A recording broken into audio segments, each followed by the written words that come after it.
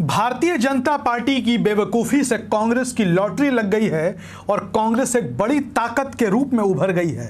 जी हां, यहां पर हम एक राज्य की राजनीति की बात कर रहे हैं। देश का बड़ा राज्य है, राजनीतिक दृष्टिकोण से भी, आर्थिक दृष्टिकोण से भी, सामाजिक और भौगोलिक दृष्टिकोण से तो है ही। दरअसल आपको बता दें कि राजनीति में कभी कभी जो फैसले होते हैं, कोई ज़रूरी नहीं कि वो फैसले सही ही हो।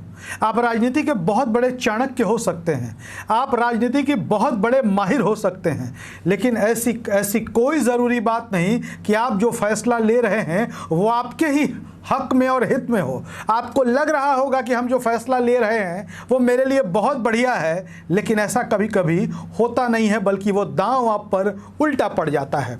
चलिए पहेली नहीं बुझाते हैं, विस्तार से आपको बताते हैं। वीडियो में आखिरी तक बने रहिएगा और राजनीति की बारीकियों और पेचीदगियों को समझने का प्रयास करिएगा। महाराष्ट्र में बीजेपी की सरकार है, एकनाथ शिंदे के साथ मिलकर वो सरकार चला रहे हैं। भारतीय जनता पार्टी कितनी मजबूर, बेबस और लाचार है महाराष्ट्र में देखिए।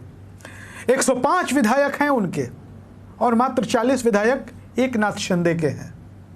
अभी बीच में अजीत पवार भी आ गए, उनकी भी चर्चा करेंगे, लेकिन पहले हम इस पर चर्चा आपके साथ कर लेते हैं। 105 विधायक हैं बीजेपी के, 40 विधायक एकनाथ शिंदे के साथ। कायदे से भारतीय जनता पार्टी का सीएम बनना चाहिए था, लेकिन सीएम है एकनाथ शिंदे, यानी कि बीजेपी ब्लैकमेलिंग का शिकार है, कह सकते हैं। चलिए, अब तो एकनाथ शिंदे के साथ बीजेपी सरकार चला ही रही थी, उसके बाद अजीत पवार की एंट्री हो जाती है, वो भी सही है, लेकिन कांग्रेस को फायदा क्या हुआ है और बीजेपी की बेवकूफ़ी क्या है, हम आपको विस्तार से बताते हैं। पहले से जो महाराष्ट्र की जनता है वो इस बात को लेकर नाराज थी कि आखिर उद्धव ठाकरे की पार्टी को क्यों तोड़ा गया।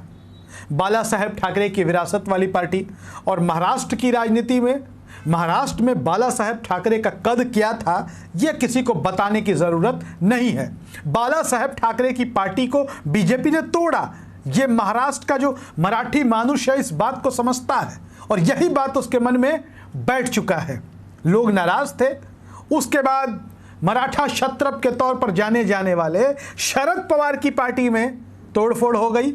शरद पवार की पार्टी के विधायक अजीत पवार के साथ चल पड़े। क्या महाराष्ट्र की जनता इस तरीके की तोड़फोड़ को बर्दाश्त करेगी?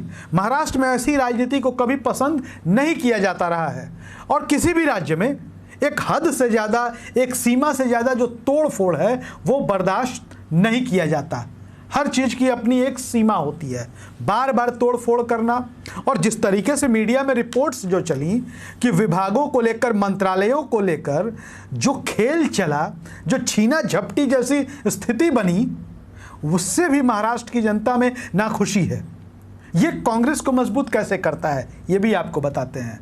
दरअसल बीजेपी ने जाने अनजाने में जो पॉलिटिक्स की महाराष्ट्र में, उसने क्षेत्रीय दलों को एक तरीके से कह सकते हैं कमजोर ही नहीं किया, समाप्त ही कर दिया।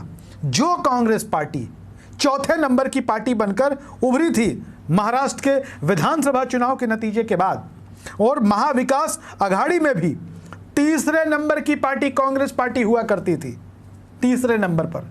आज की तारीख में जो स्थिति बीजेपी ने बनाई, कांग्रेस नंबर 1 पर पहुंच गई। महाराष्ट्र में विपक्ष का नेता आज कांग्रेस का है, और जिस वजह से चाहे जो भी परिस्थितियां बनी, क्षेत्रीय दलों को भारतीय जनता पार्टी कमजोर करना चाहती है, ऐसा लोग आरोप लगाते हैं। तमाम राजनीतिक विश्लेषक इस बात को कहते हैं कि बीजेपी को लगता है कि क्षेत्रीय दल कमजोर हो जाएंगे तो वो मजबूत हो जाएगी। उधर क्षेत्रीय दलों को कमजोर करने के चक्कर में बीजेपी ने जाने अनजाने कांग्रेस को मजबूत कर दिया। अब महाराष्ट्र की सबसे बड़ी ताकत कांग्रेस है। लोगों को लगता है कि क्षेत्रीय दलों को वोट देंगे, एनसीपी को वोट देंगे तो वो शिवसेना के, वो बीजेपी के साथ चले जाएंगे। शिवसेना को वोट देंगे, वो भी बीजेपी के साथ चले जाएंगे। ऐसे में जो तबका बीजेपी को वोट नहीं देना चाहता है वो तो कांग्रेस के साथ आएगा ही, और जो लोग शिवसेना में हुई टूट फूट और जो तोड़फोड़ एनसीपी में हुई, उससे भी आहत होकर वोट बीजेपी को नहीं देना चाहेंगे, उनके सामने कांग्रेस विकल्प है। और कांग्रेस भी देखिए कितनी स्मार्टली पॉलिटिक्स कर रही है महाराष्ट्र में। जो राजनीति का खेल है, कांग्रेस इस देश की सबसे पुरानी पार्टी रही है। हाँ, वो समय का चक्र होता है कि पार्टियां कमज़ोर पड़ती रहती हैं, उतार चढ़ाव तो जीवन का हिस्सा है। कांग्रेस पार्टी के साथ भी हुआ और इसी क्रम में हुआ क्या कि कांग्रेस पार्टी ने मौके का फ़ायदा नहीं उठाया, बल्कि जब एनसीपी में टूट फूट हुई तो कांग्रेस मजबूती के साथ खड़ी हो गई।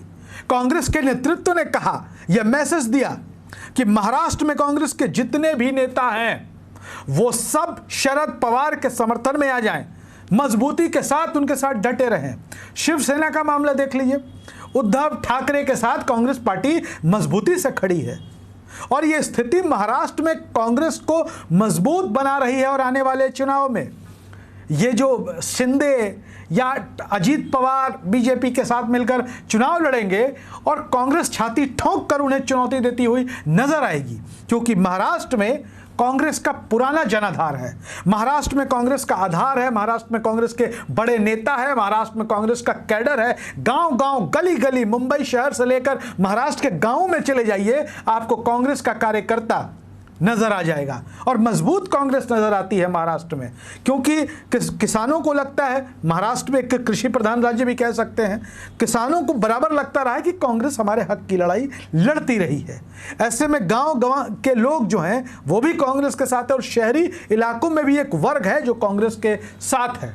बाकी अल्पसंख्यक मतदाता हैं वो भी कांग्रेस के साथ, हालांकि एमआईएम कोशिश करती है और उनका प्रयास कुछ हद तक सफल भी होता है, लेकिन जो बहुसंख्यक मतदाता हैं वो कांग्रेस के साथ ही आज की तारीख में नजर आते हैं। तो ये भारतीय जनता पार्टी की बेवकूफ़ी, जो जाने अनजाने उन्होंने कांग्रेस को महाराष्ट्र में मजबूत कर दिया। वीडियो अच्छा लगे तो शेयर जरूर करिएगा, कमेंट बॉक्स में अपनी राय दीजिएगा। धन्यवाद।